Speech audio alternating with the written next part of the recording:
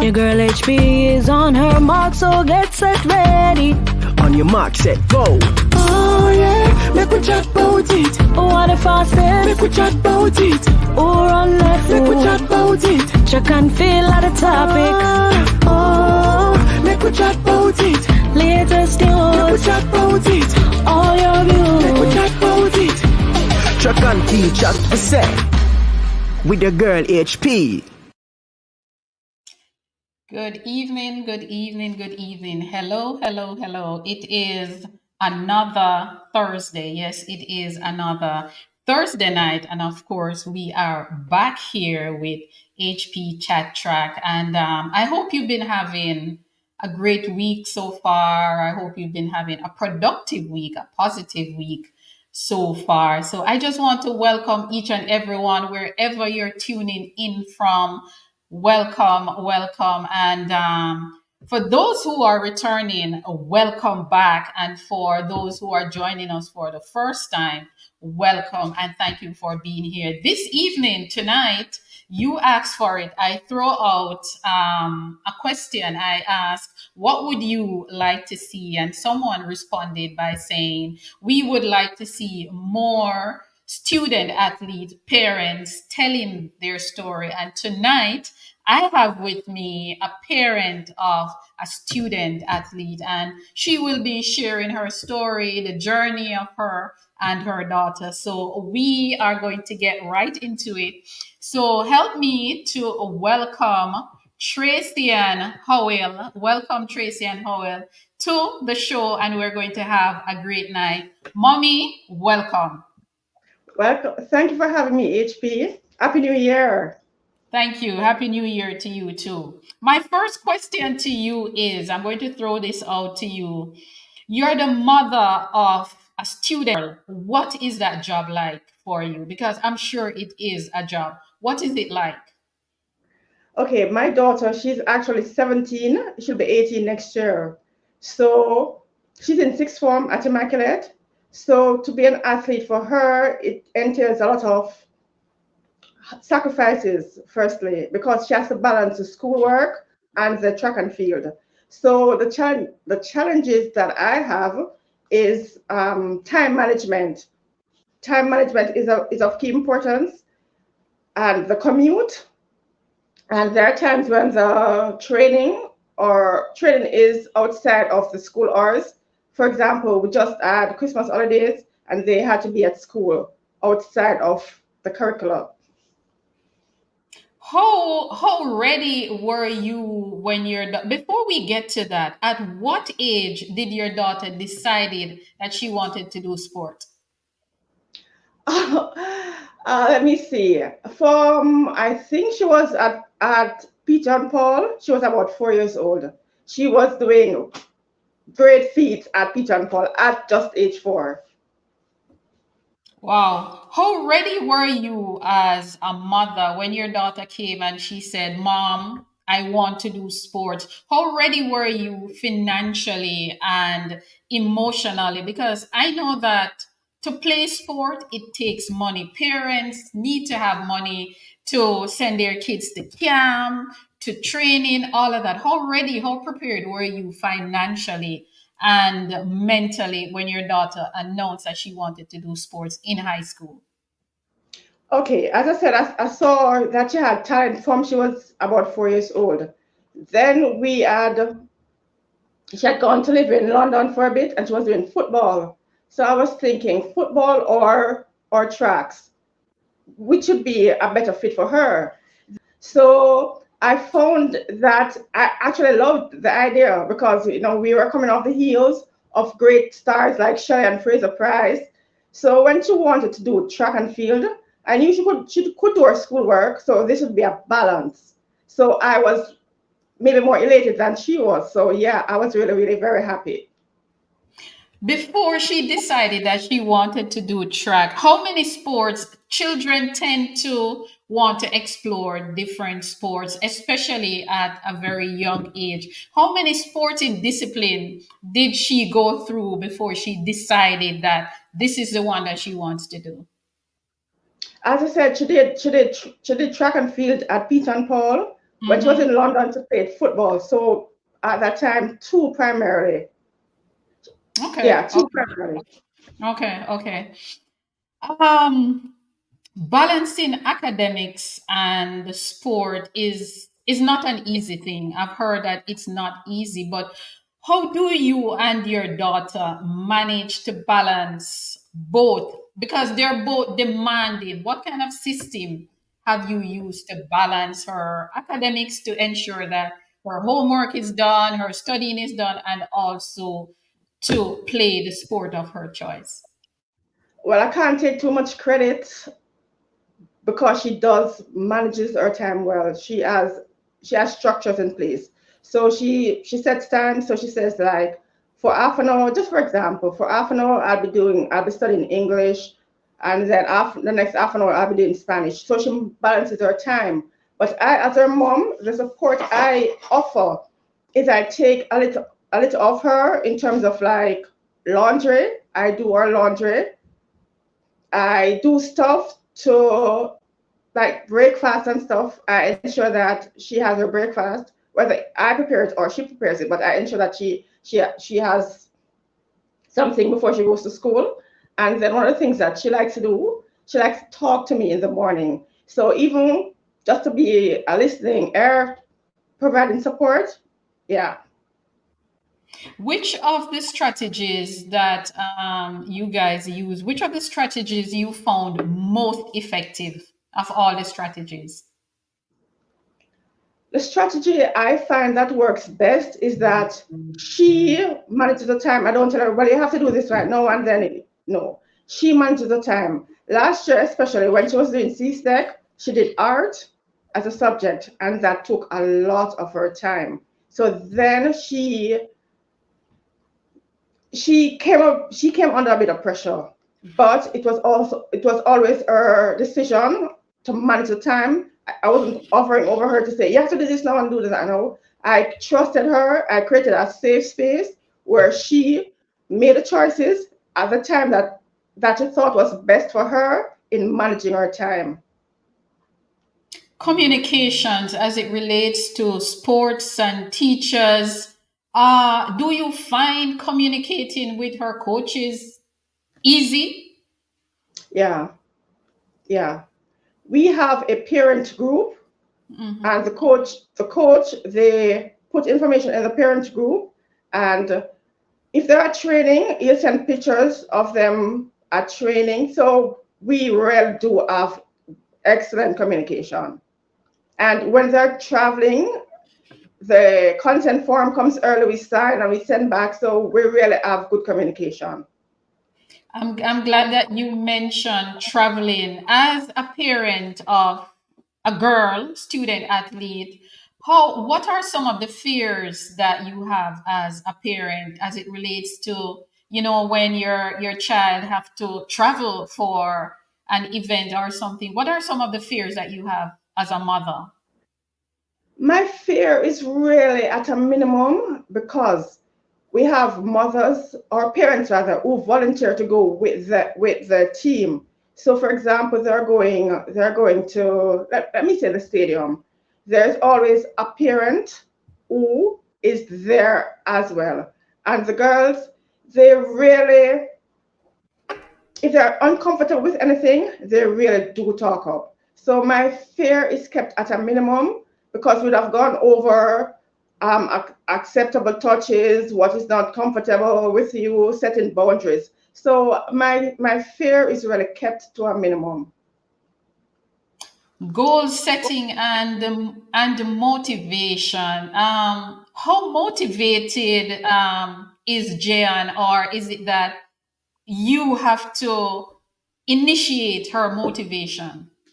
No, she is motivated. She is motivated.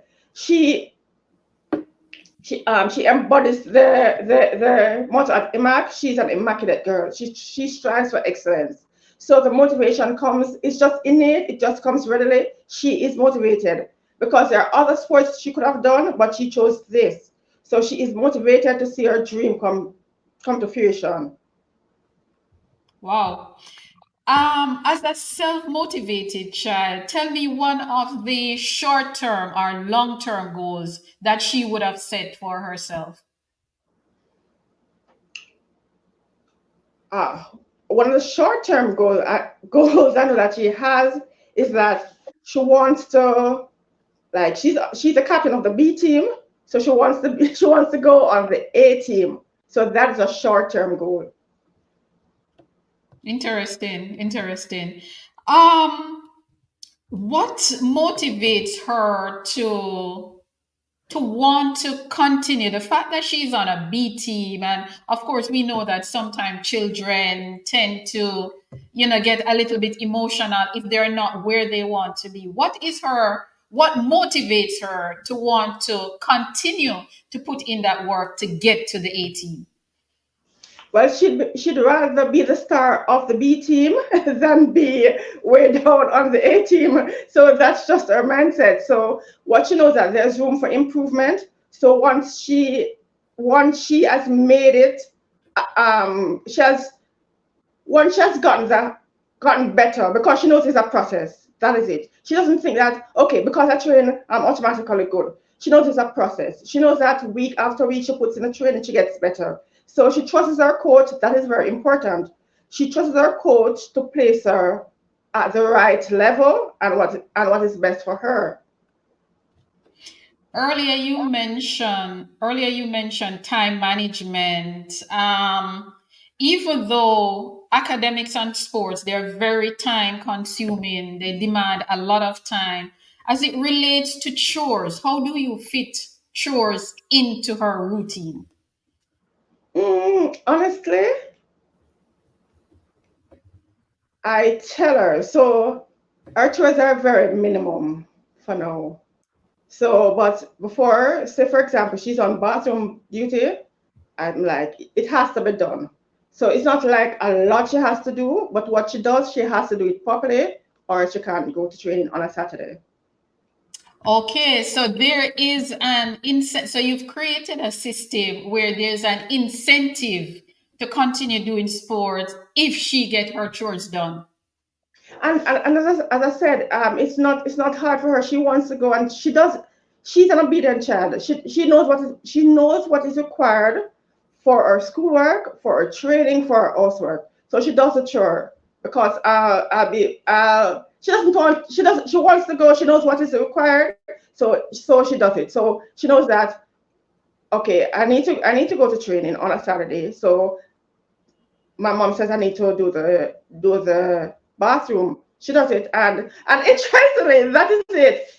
She gets up way earlier on a Saturday to go to training. Everything is done, and there's no problem. Honestly, there is We no problem. we're all like that. I back in the day, I would do the same thing. When I have a field trip or something to go on, nobody have to wake us. Nobody have to That tell us. Yeah, that is it. So on the 3rd of January, that's something, and they got up so early. I was like, isn't it break? So she gets up early and she's ready. Yeah, she's ready. Oh, one of the things that I admire in my daughter is that, for example, she's going on a field trip. All her stuff is taken out the night before, so she's a pre-planner. So, as a mom, I mean, I know I asked you something similar to this before. Your daughter is going away on a field trip. You don't get, where is the mother instinct? You don't get nervous, there's no fear. How do you handle that kind of thing, knowing that she will have to travel from time to time as a mother? One, we have a bond. Two, as I said, I trust her. I trust the coach. My fear would that be there be an accident. But we have phones, so she tells me, when she gets there, she says, "Mom, I'm here." I don't call her to say, "Well, no." So, for example, she also does chess. Let me add that she does. Say for Mm. example, she does chess. So when she does the chess tournaments, so at the end of a match, she can call and say, "Mom, I won. I didn't win," and move it. But when she's at like volleyball or track and field, and it's more structured, more I wouldn't say rigid. then I don't accept the call. So when she gets a break and she calls and she says, "Well, I'm okay. This is what is happening," and she keeps me updated. But by and large, as I said, the coach will put things in the parent group, and there are other parents who might be at that venue. They'll put in the parent group, so we are kept updated. We are kept abreast. So the fear isn't there. And if I start experiencing fear to say, "Lord, when the trouble, my fret," then she's gonna get thrown off her game. So I try not to even have any fear. I really don't. Yeah, Big up it's I Immaculate.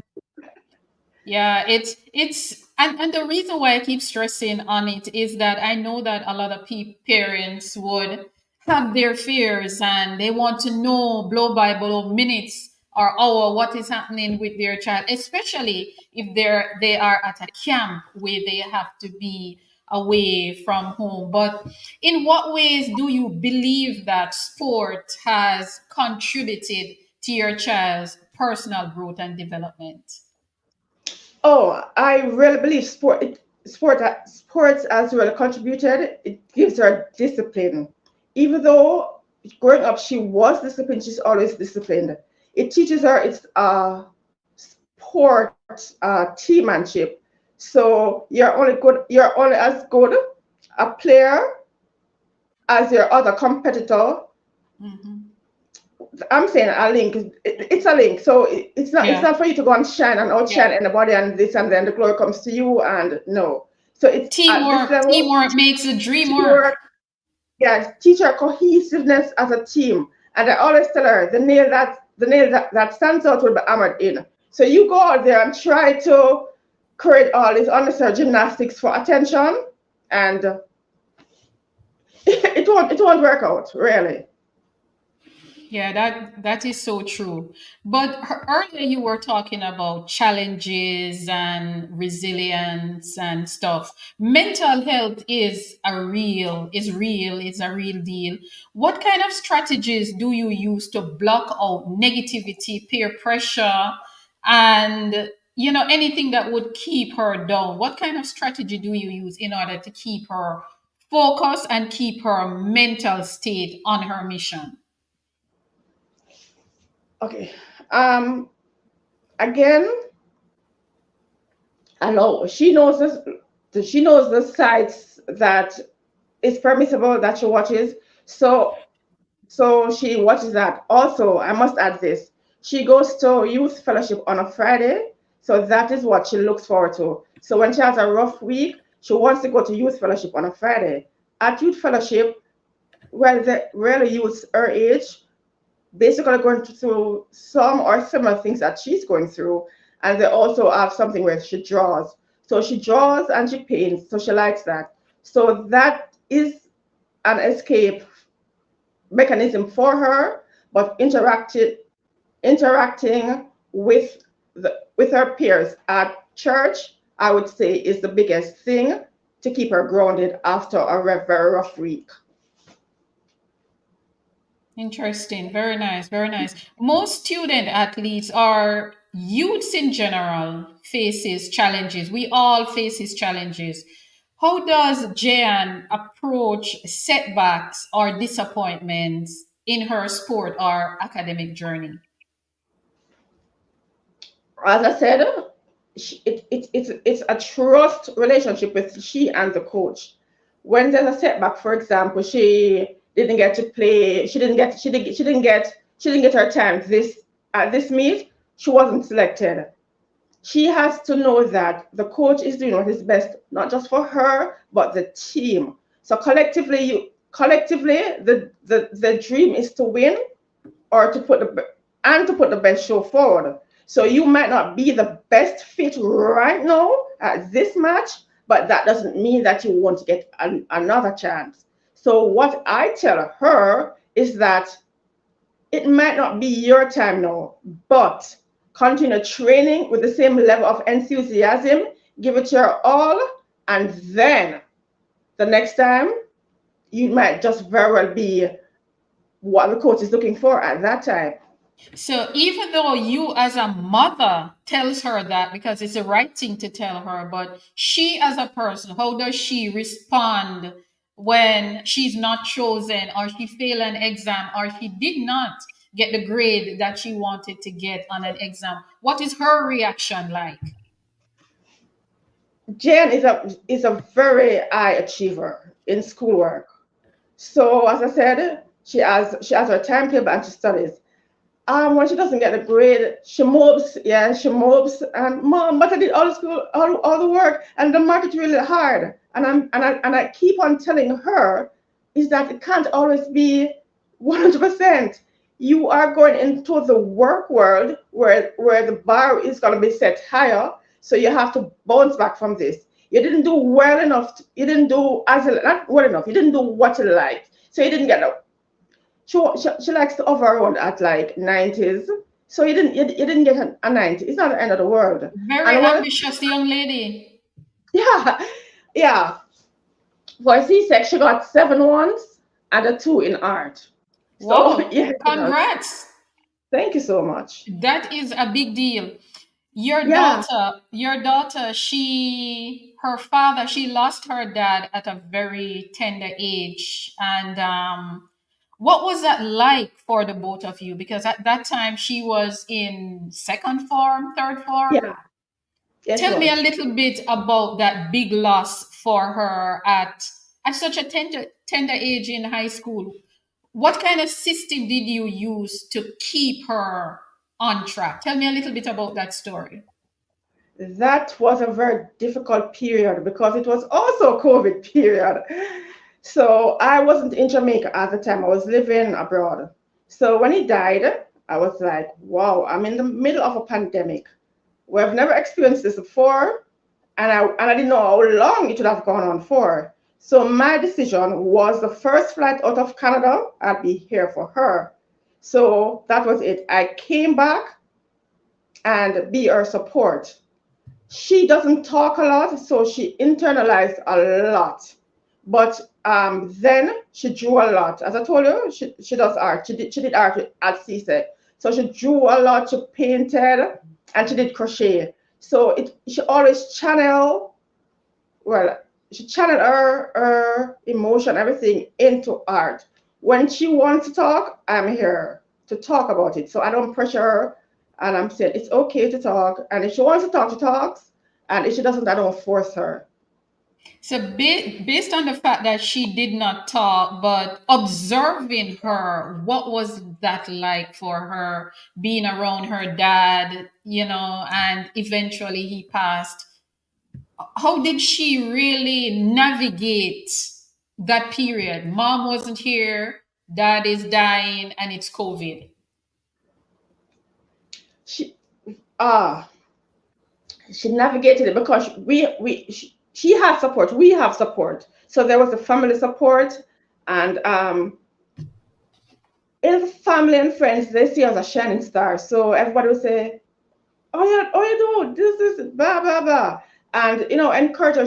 My brother, he calls her Madam President, so he'll give her affirmations. So she would be getting the affirmations. She would be channeling her energies or whatever it is that she feels. Also, immaculate as a counseling session for students who have lost their loved one. So help was available to her. Beautiful, beautiful. College. I'm sure this bright spark is thinking about going to university. She's now in sixth form at Immaculate. University, yes. Tell me a little bit about her sixth form journey. I mean, it's still early, but what is it like for her? So she has a friend that is they're very, very close. A friend is with her. So they look up colleges. They watch videos of what life is like at the colleges. So you might see like a day at Harvard. So they'll watch colleges. They'll watch videos like that. They are trying to get scholarships. So they're doing everything. So my daughter, she plays chess. She plays volleyball. She just wants to get a scholarship because she knows like financially for the family, we might not be able to afford the college that she wants to go, or any college for that matter. So, but we're trying, but she knows that she has to do her part. Her part is not just a good academic record, but also sports, and she does charity. Yeah. So she's trying to get a scholarship. It seemed to me like she's very, very driven. She knows the path that she wants to take, and she's doing whatever she needs to do in order to get to that level. As you said, she has to do, her part, but mentally, do you think she is mentally ready to move on now, to leaving mom and off to college? Is she I don't think ready? No, she knows, and she knows that she isn't ready, Okay. because she knows that she isn't ready for college. She might be able to do the work, but emotionally, and what I tell her, that when you go to college, there won't just be students your age. There'll be students older than you, younger than you, and emotionally, I I think she's emotionally intelligent, but that doesn't mean that we can't groom her some more.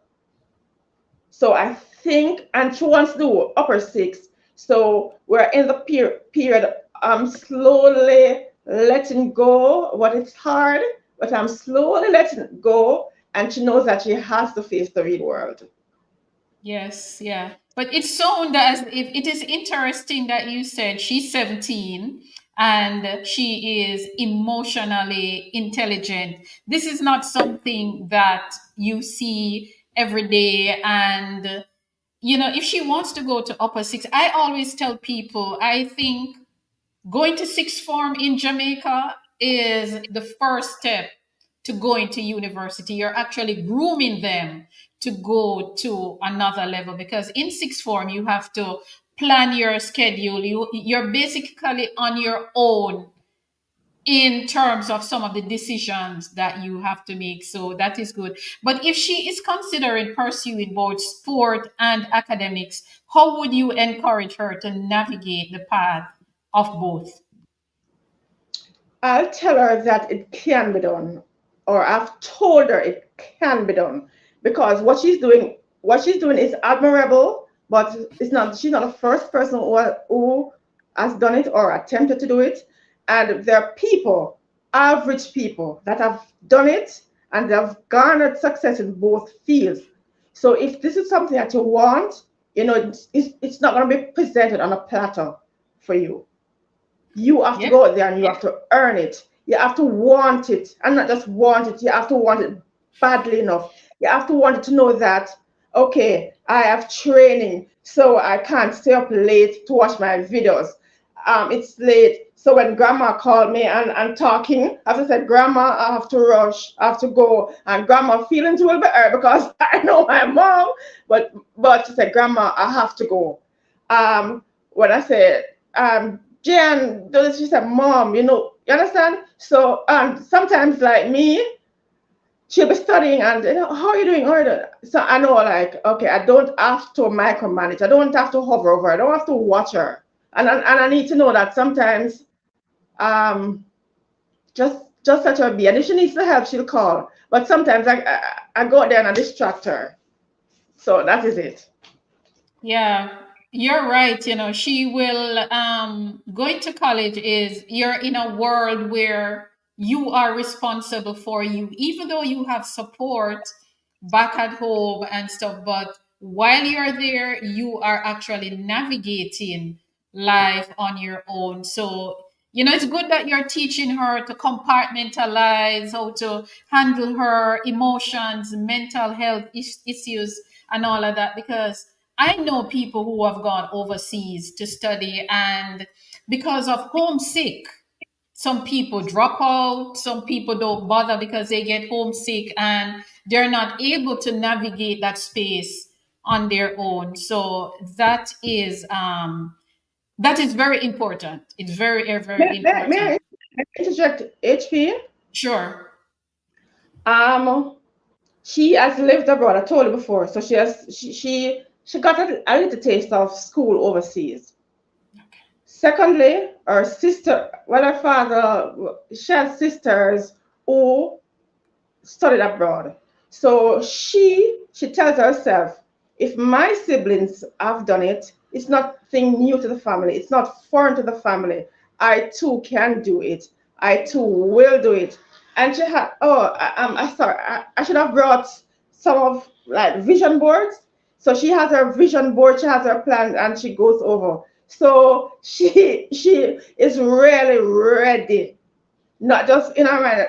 Sometimes they say, "Oh, it's in my mind, it's in my head," and no, she has it written down. And I tell her, write it down so it is plain to see. Habakkuk 2, verse 2. So she has to write the vision. Beautiful, beautiful. You are actually doing it. That's a good way to do it. That vision board thingy is the vision boarding is a very good way to stay focused, to stay in line with whatever you're doing with your project. Hey, Marlene, good night. Good night. Thanks for coming. Thanks for stopping by.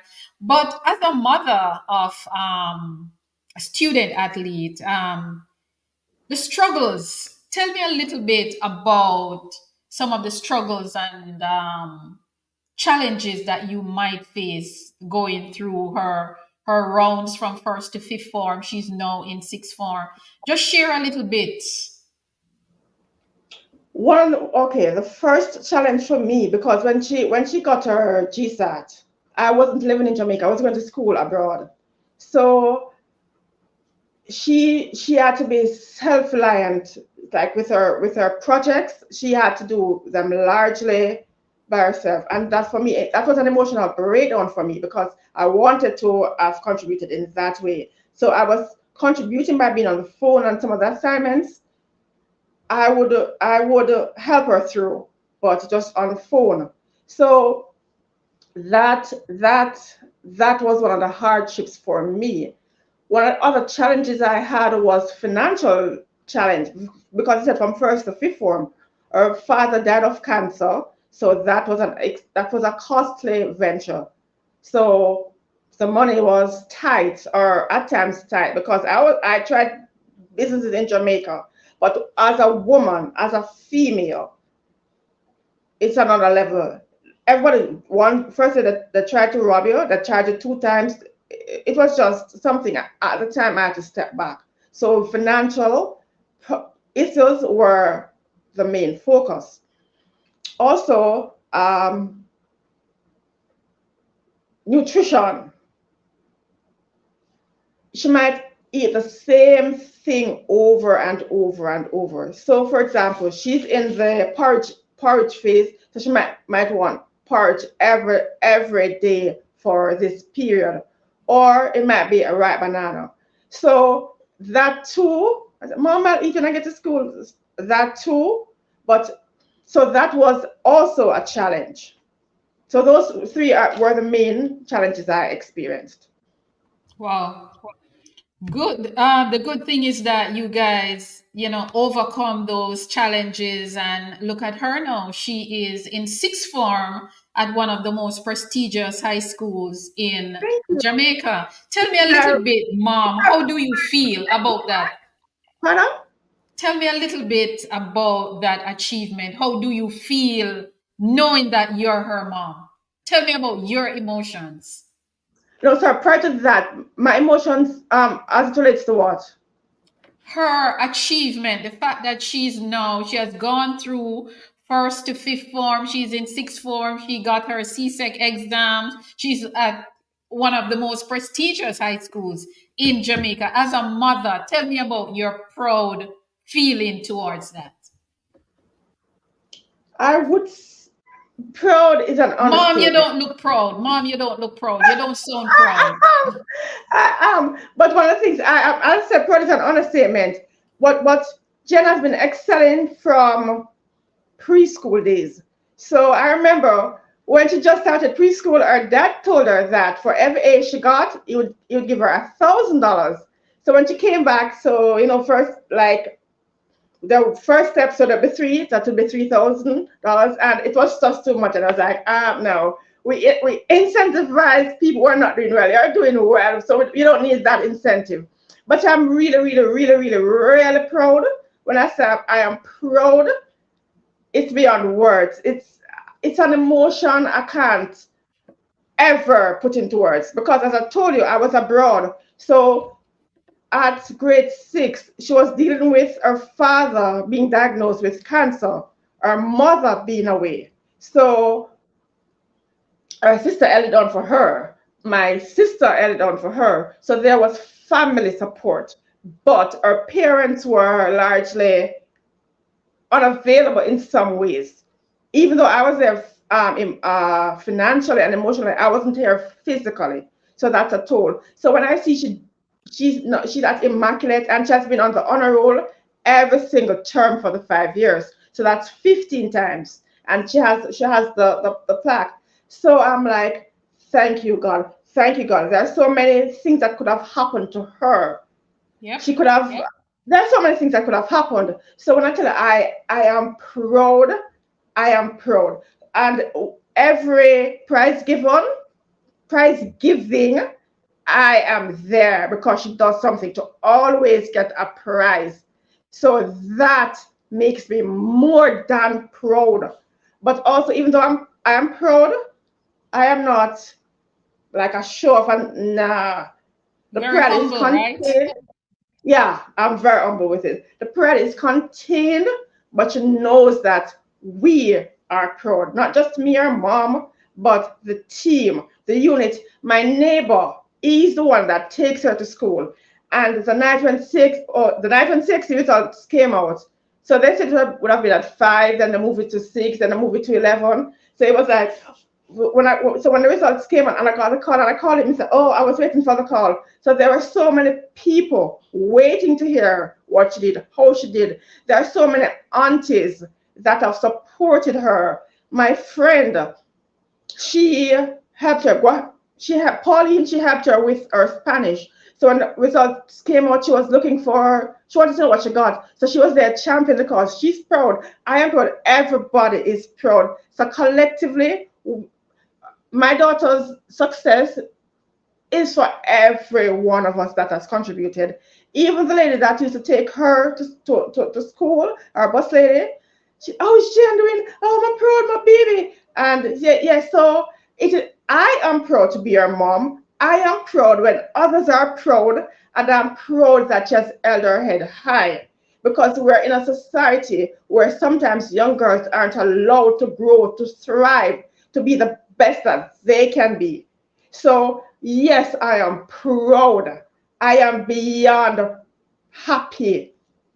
I'm hearing it now, Mom. I'm hearing it now. But something that you just said, it touched me a little bit, because I am one of those persons who are saying the community is not raising the children anymore. And you just list a community that helped to raise your daughter and is grooming your daughter. So the community is still raising children. It's not common like when I was growing up, but the community, based on what you're saying, you can see that community is still. I'm going to tell this to my neighbor. So we have a neighbor that lives immediately across from us. One day recently, Jen overslept. So at 6 o'clock, the light should be on in the living room. And my neighbor didn't see the light. And she called my phone, she called Jen's phone. And so that is the level of support my daughter gets. My neighbor beside me, the seniors, they were the ones that said, listen, Jen did so well in school for CSEC, let me pay for her CAPE. So we really do have support. Wow. The community. There's my other neighbor. The walkathon sheets, like she go and she said, Auntie Movita, and it's not an issue. They'll donate to her, they'll contribute. They're not contributing because, okay, I have to contribute, because they know the hard work that she puts in. They see her doing the work. They see her, she's always reading a book. So we have support. We really do. My community, I have to tell them thanks. our success is equally your success, because irrespective of how small the contribution is, you contributed and we needed it at that time. So it's even the prayers that they pray for her, it's even to check on her, it's even to say, compliments. So yes, we do have support. Wow, that is a beautiful story, and I'm glad that you're telling it, because at least you can inspire other parents, not just of student athletes, but children in general, because you practically raised your daughter by yourself, because her father passed away very, very early into her Ah, going into. and not just when he passed away, I was raising her financially. I've raised her financially because let's not beat around the bush. A lot of times, even though there are two parents, unfortunately, one parent sometimes is left to carry the burden. It's not always 50-50. So So yes, you're I've a been single mom. You're a single mom. We could say that you're a single mom. I am a single mom in every sense. I'm a single mom because her dad died. I'm a single mom because I have to find a way.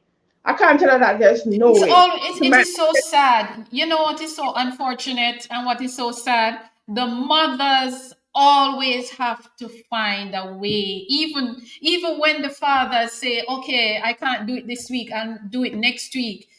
You cannot put the child's life on hold because you don't have it. Mothers always have to find a way on the day, and I commend you for that. I commend you that you have not put your child's development. And just to go into my next question, I want you to give parents of student athletes some advice on if their children wants to take on sports, if they want to pursue sports in school, and if they don't have the resources, how they can overcome these challenges. Firstly, if you don't have the resor- if you don't have the resources, you might not have all the resources that is required, but as I spoke about a community, ask, say, Coach, I'm not able to buy the spikes that my daughter or my son needs. Is there any way? And I would say check with the alumni.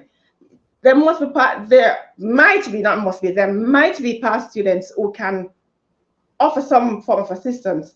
There might be, which I don't, it's an option, but I personally wouldn't do it. But there can be, you can maybe go to a politician to ask for help.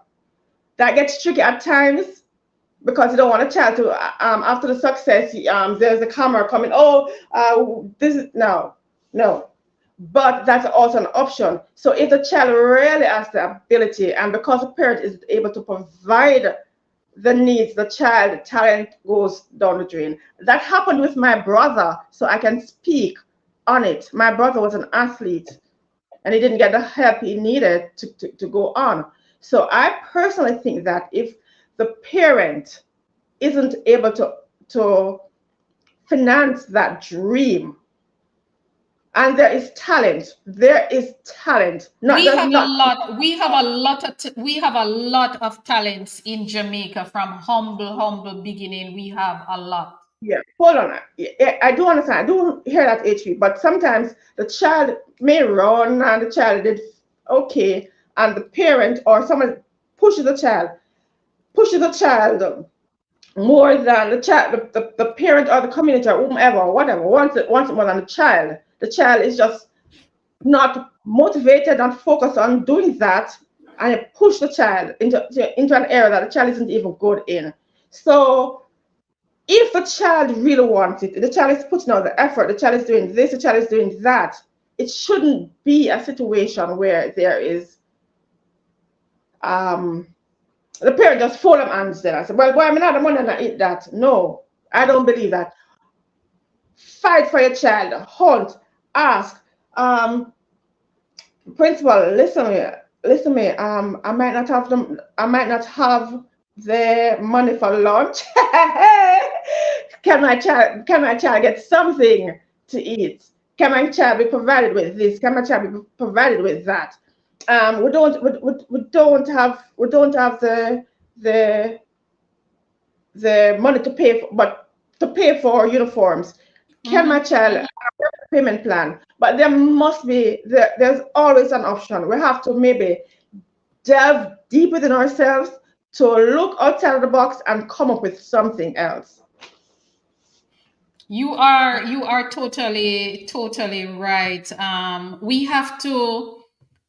We should, once you have children, I think the motto is you should fight for them. But many times, especially in our culture, the mother has to fight 10 times harder for that child than the father. And it is so unfortunate. It is so unfortunate, but of course it is what it is.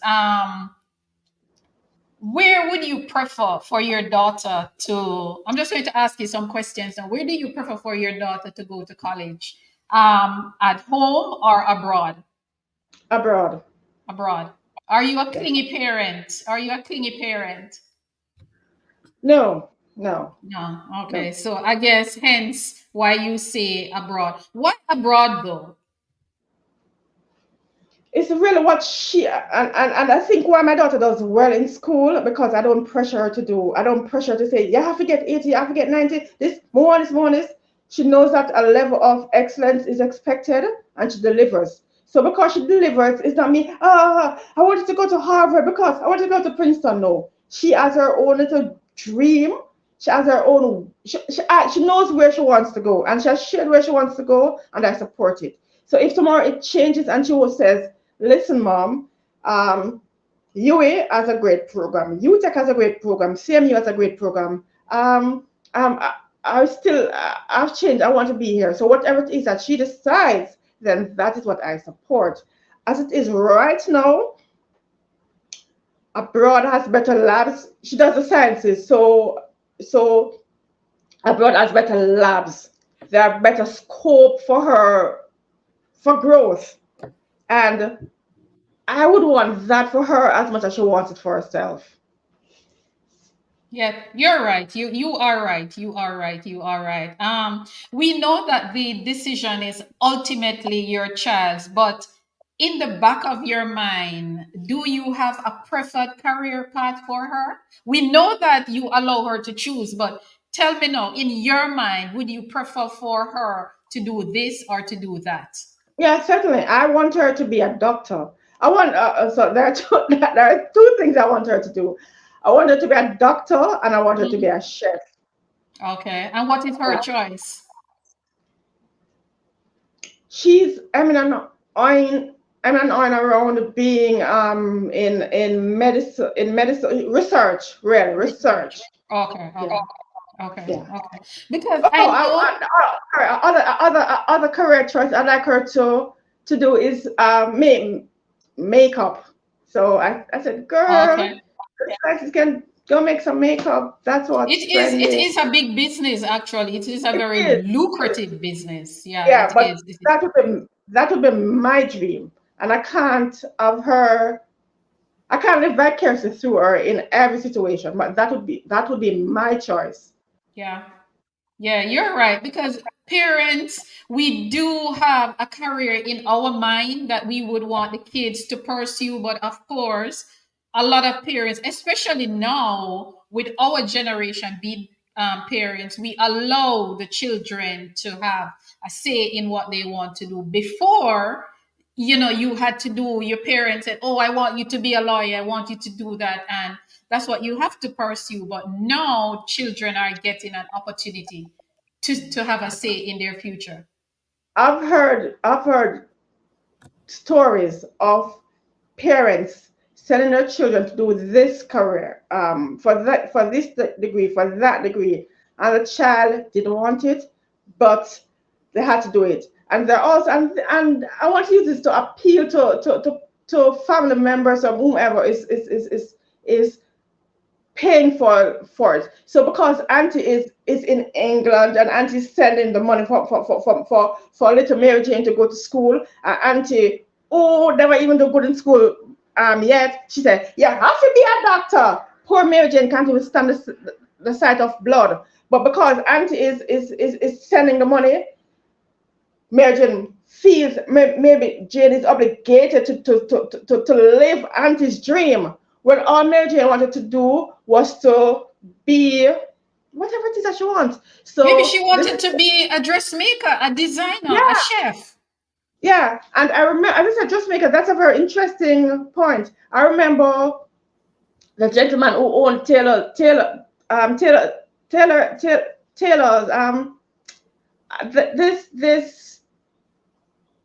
he made men's apparel in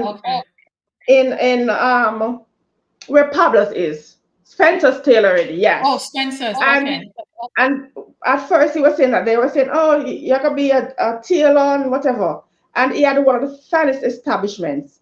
And I personally am seeing it. People without subjects, without qualifications, they're going into fields. They're creating their own market, their own niche. So they're on TikTok, so the world we grew up in is no longer the world. It's no longer operating now. So our children can't do what we did. Exactly. So we have to give them some amount of say. That's my opinion, really, because they're the ones who will be in the classroom. They're the ones doing the assignment. They're the ones doing all of that. But because we're financing it has to be this way. It has to be this way. Especially with, I'm not saying a parent can't offer guidance. Of course, you can offer guidance, but it is unfair and unreasonable for you to impart what you would like, your pipe dream, on your child. You didn't get to do. I wanted to be a lawyer, but because I couldn't be a lawyer, look what I've become be a lawyer. No, give the child a say, and when there's a balance, then you get a better result. More than dictating to the child, you have to do this, you have to do that. No, I don't believe in that. I 100% agree with you. We have to, especially in this day and age, we have to allow people to choose their path, because and this has to do with an established athlete. I'm not going to call her name. She wanted to pursue a certain event as a professional, and her coach said to her, this is her story, her coach said, I want you to pursue that event. And she went and she pursued the event, and she won at the Olympics, she won at the World Championship. And when it was time for her to pursue what she wanted, she was shut down. Until this day, she's chasing that dream. We have to allow people to have a say in the path that they want to take. And as you said, we can offer advice and encouragement and all of that, but ultimately we have to let them choose. So I totally agree with you. If you were to eat a snake or a frog or a snail to save your daughter, which would you eat? Because I know you're going to save her. I'd everything to save her. For the snake, I'd curry it. For the frog, I'd deep fry it. And what's the other one? Are you Jamaican? You're not Jamaican. That's my daughter. That's my daughter. So if I have to do to save her life, you are not Jamaican. No, I'll do it. Actually, yeah, a snake. I like tripe, so I to the snake curd tripe. I'd have to tell myself something to digest it to save her life. Nah. I agree with you. If you were presented with a mother-daughter trip, where would you go with your daughter? Oh, where would I go? Oh, she likes London. She likes Europe. So, you know what? Let me choose. If I were presented, I'd want to go to the Olympics to watch Shelly-Ann win her final 100-meter goal. So yes, that's what we would want. Okay, good. Is the offer on the table? I don't know. If If you were to be a parent superhero, what would your superhero name be? This one is very funny. Make sure that the superhero name is fit for airplay. Superhero. Super If Trey. you super That's train, it. okay, okay, that's Okay. fine. That's fine. What is your most memorable moment of your daughter's sport? What is your favorite?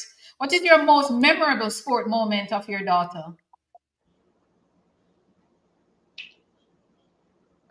Oh, this is, it wasn't big, but it happened recently, as in last month. They had sports day at Immaculate, and she did the 400 meters, and she came second. And I'm proudest of that because it wasn't something that she trained for. It's not something that they didn't know that you could do a 400 meters. So when I said, I was like, ah, ah, and I'm very dramatic. So like even now when I'm watching the videos, I am overly dramatic. So yes, Good, that was beautiful. my proudest moment. What is your most memorable academic moment of your child?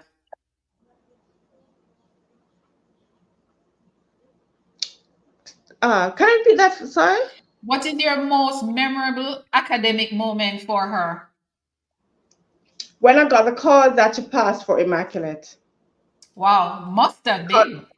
Yeah, what happened is that the day before the results came out, her father called me and he's like, why did you choose? You know, I should have put on my foot. You chose all these big schools for her. And then I came out and I was like, I'm at peace. Whatever school they placed her, then we'll be happy. Immaculate was her first choice. As I said, I wanted her to go to Campion. And then it wasn't about me. My first choice, oh, go Campion, no. But she wanted Immaculate. So she chose Immaculate, she worked for Immaculate, and she got Immaculate. So that has superseded everything. Yeah. So that. Wow, wow. Congrats. And with that said, this is a beautiful story, and I hope other parents will watch and be inspired. Is there anything that you would want to share that I did not touch on? Oh, what I'd like to share, but we touched it briefly, but I'd want to share is that teach our children, especially our girls or young ladies, to be gracious. So be gracious in everything that they do. It's the era of being on social media and you didn't like what this person said and you have that caustic thing to say. No, be gracious. And when you do succeed, be gracious. Also, what I'd like to say, I'd like to say a huge thank you to persons who have helped me with my daughter. Financially, there Auntie Christine, Uncle Marlon, there's Mr. Smith, so many persons, Auntie Pauline. So not just in sport, but you have people who have helped me with her academically so that she has more time to dedicate to sports. So yes. Oh, there's Mr. Morgan, our godfather. He's late onward, but yes. So thanks to everybody that has helped me. And HP, I have to say thanks to you. The calls, how is this a miss? How is this? How is, and I'm like, she all right. And then he said, no, man, I said, girl, she get the report. And yeah, so stuff like that. It makes me proud of sharing our successes because for me personally, it has been a rough last couple of years. So her achievements is something that uplifts me really. Yeah. So thank you. Thank you for this time to tell her story. And I don't know where this video will end up. She might get a scholarship. We might get a trip to Paris to watch Sheldon Fraser win her final 100-meter gold. So I know exactly who you're predicting to win the women's 100 meter.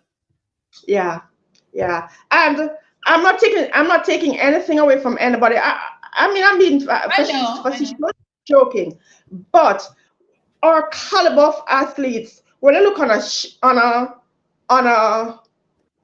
Sharika Jackson, when I look at Elaine, and I'm like, and Natasha, all of these ladies, they give the best year after year. They give the best. They give the best for themselves. They give the best for their country. They give the best to ungrateful people like myself. With them, I get them. But I'm looking forward to this Olympic with bated breath. So my dream, my wish for myself is not just for something for me personally. I wish I could be in that Olympic to see the three Jamaican ladies line up and we say 1, 2, 3, and the camaraderie, the excitement. So yes, that is something I would love. Like all Jamaicans, we're all wishing for that and hoping for that. It is our wish. It is indeed my wish. Cover for that moment. Another clean sweep, right? Another clean sweep, definitely. Yeah, indeed. But with that said, Trey, thank you very much, Tracy and Howell. Thank you for being here. It is indeed a pleasure talking to you and hearing your story as a parent, parenting student athlete, because I know that it's not easy financially, mentally, emotionally, all the alleys that you can think about. I know that it is a big job within itself. So thank you very much, Tracy and Howell, aka Trey. Thank you so much for being here. Thank you so much for having me. Thank you. Much appreciated. Thank you. Talk to you soon. Thank you so much. Bye-bye. Bye.